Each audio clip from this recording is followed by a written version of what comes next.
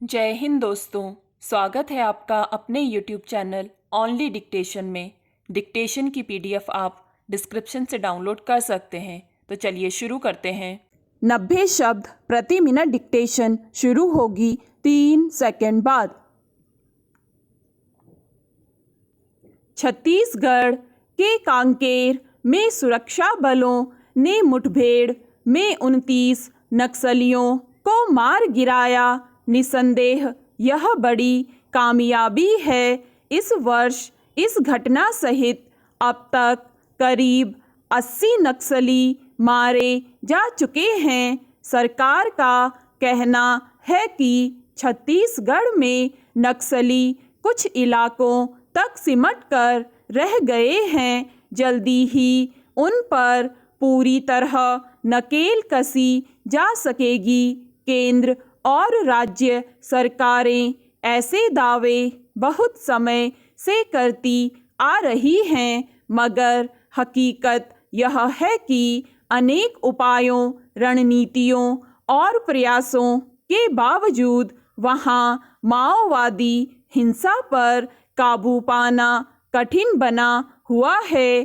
थोड़े थोड़े समय पर नक्सली सक्रिय हो उठते और घात लगाकर सुरक्षा बलों पर हमला कर देते हैं। अगर सचमुच नक्सलियों को कुछ इलाकों तक समेट दिया गया होता और उनके संगठन कमज़ोर हो गए होते तो उनके पास अत्याधुनिक हथियारों की पहुंच संभव न होती। सुरक्षा बलों की गतिविधियों पर नज़र रखने के लिए उनके पास कारगर संचार प्रणाली न होती। छत्तीसगढ़ में करीब 40 वर्ष से माओवादी हिंसा का दौर चल रहा है।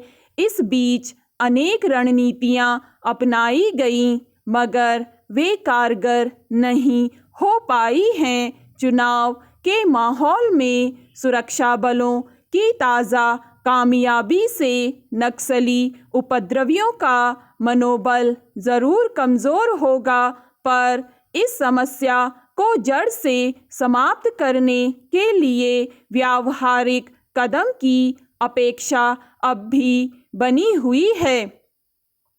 दरअसल आदिवासी इलाकों में माओवादी हिंसा की कई परतें हैं। आदिवासियों को लगता है कि सरकार उनके जंगल और जमीन छीनकर उद्योगपतियों को सौंप देना चाहती है। वे इसका विरोध करते रहे हैं। शुरू में इस मसले को बातचीत के जरिए सुलझाने की कोशिश की गई, मगर वह किसी नतीजे पर नहीं पहुंच सकी। फिर बंदूक के जरिए उन पर काबू पाने का प्रयास किया जाने लगा। फिर आदिवासियों और समर्पण करने वाले नक्सलियों को ही बंदूक देकर नक्सली संगठनों के खिलाफ खड़ा करने की रणनीति अपनाई गई। उसमें काफ़ी खून खराबा हुआ, मगर नक्सली समस्या को समाप्त कर पाना संभव न हो सका। हेलीकॉप्टर, ड्रोन और अत्याधुनिक संचार तकनीकी के जरिए उनकी गतिविधियों पर नज़र रखी जाने लगी, पर उसमें भी बहुत कामयाबी नहीं मिल सकी। नक्सली कई मौक़ों पर सुरक्षा बलों को अपने जाल में फंसाकर हमला करते भी देखे जा चुके हैं। 2 साल पहले इसी तरह उन्होंने बीजापुर में 22 सुरक्षा बलों को मार गिराया था। नक्सली समस्या से पार पाने के लिए 2 तरह के विचार काम करते रहे हैं, जिसमें आदिवासियों को मुख्य धारा से जोड़ने के लिए उनके इलाकों में विकास कार्यक्रमों पर बल देने की सिफारिश की जाती रही है। इसके तहत पिछली सरकार ने कई योजनाएं भी चलाई थी ताकि उनकी आर्थिक स्थिति सुदृढ़ हो सके। दूसरा विचार बंदूक के बल पर नक्सलियों के सफाए का रहा है, मगर हकीकत यह है कि उनसे निपटने के लिए कोई व्यावहारिक नीति आज तक नहीं बन सकी है। हजारों निरपराध आदिवासी जेलों में बंद हैं। उनकी रिहाई के बारे में कोई कदम नहीं उठाया जा सका है। 5-6 साल पहले एक नीति बनाने पर जरूर जोर दिया गया था, जिसमें उनसे बातचीत का प्रस्ताव भी था, मगर वह नीति बन नहीं सकी। सबसे ज़रूरी है स्थानीय आदिवासियों में यह भरोसा पैदा करना कि सरकार उनके जीवन में बेहतरी के लिए प्रतिबद्ध है। उनके जल, जंगल, जमीन के मसले पर संजीदगी से बात हो तो शायद वे हिंसा का रास्ता छोड़ने को तैयार हो जाएं। स्टॉप। 100 शब्द प्रति मिनट डिक्टेशन शुरू होगी 3 सेकंड बाद।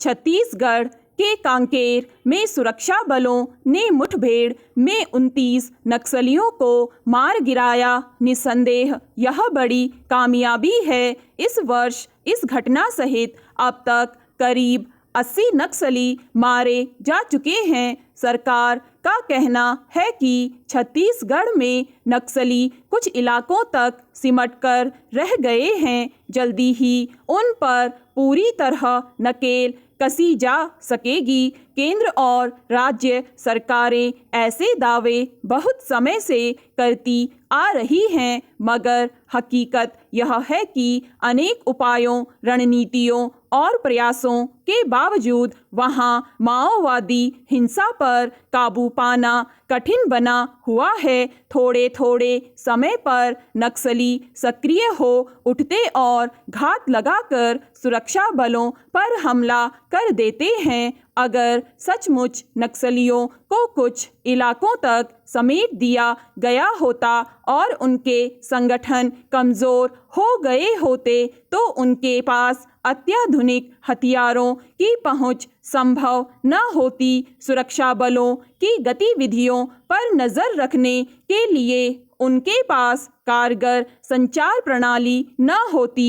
छत्तीसगढ़ में करीब 40 वर्ष से माओवादी हिंसा का दौर चल रहा है। इस बीच अनेक रणनीतियां अपनाई गईं, मगर वे कारगर नहीं हो पाई हैं। चुनाव के माहौल में सुरक्षा बलों की ताज़ा कामयाबी से नक्सली उपद्रवियों का मनोबल जरूर कमज़ोर होगा, पर इस समस्या को जड़ से समाप्त करने के लिए व्यावहारिक कदम की अपेक्षा अब भी बनी हुई है। दरअसल आदिवासी इलाकों में माओवादी हिंसा की कई परतें हैं। आदिवासियों को लगता है कि सरकार उनके जंगल और जमीन छीनकर उद्योगपतियों को सौंप देना चाहती है। वे इसका विरोध करते रहे हैं। शुरू में इस मसले को बातचीत के जरिए सुलझाने की कोशिश की गई, मगर वह किसी नतीजे पर नहीं पहुंच सकी। फिर बंदूक के जरिए उन पर काबू पाने का प्रयास किया जाने लगा। फिर आदिवासियों और समर्पण करने वाले नक्सलियों को ही बंदूक देकर नक्सली संगठनों के खिलाफ खड़ा करने की रणनीति अपनाई गई। उसमें काफ़ी खून खराबा हुआ, मगर नक्सली समस्या को समाप्त कर पाना संभव न हो सका। हेलीकॉप्टर, ड्रोन और अत्याधुनिक संचार तकनीकी के जरिए उनकी गतिविधियों पर नज़र रखी जाने लगी, पर उसमें भी बहुत कामयाबी नहीं मिल सकी। नक्सली कई मौक़ों पर सुरक्षा बलों को अपने जाल में फंसाकर हमला करते भी देखे जा चुके हैं। 2 साल पहले इसी तरह उन्होंने बीजापुर में 22 सुरक्षा बलों को मार गिराया था। नक्सली समस्या से पार पाने के लिए दो तरह के विचार काम करते रहे हैं, जिसमें आदिवासियों को मुख्य धारा से जोड़ने के लिए उनके इलाकों में विकास कार्यक्रमों पर बल देने की सिफारिश की जाती रही है। इसके तहत पिछली सरकार ने कई योजनाएं भी चलाई थी ताकि उनकी आर्थिक स्थिति सुदृढ़ हो सके। दूसरा विचार बंदूक के बल पर नक्सलियों के सफाए का रहा है, मगर हकीकत यह है कि उनसे निपटने के लिए कोई व्यावहारिक नीति आज तक नहीं बन सकी है। हजारों निरपराध आदिवासी जेलों में बंद हैं, उनकी रिहाई के बारे में कोई कदम नहीं उठाया जा सका है। 5-6 साल पहले एक नीति बनाने पर जरूर जोर दिया गया था, जिसमें उनसे बातचीत का प्रस्ताव भी था, मगर वह नीति बन नहीं सकी। सबसे जरूरी है स्थानीय आदिवासियों में यह भरोसा पैदा करना कि सरकार उनके जीवन में बेहतरी के लिए प्रतिबद्ध है। उनके जल, जंगल, जमीन के मसले पर संजीदगी से बात हो तो शायद वे हिंसा का रास्ता छोड़ने को तैयार हो जाएं। स्टॉप। दोस्तों, अगर आपको ये डिक्टेशन पसंद आए तो लाइक करें, सब्सक्राइब करें और अपने दोस्तों के साथ भी शेयर करें।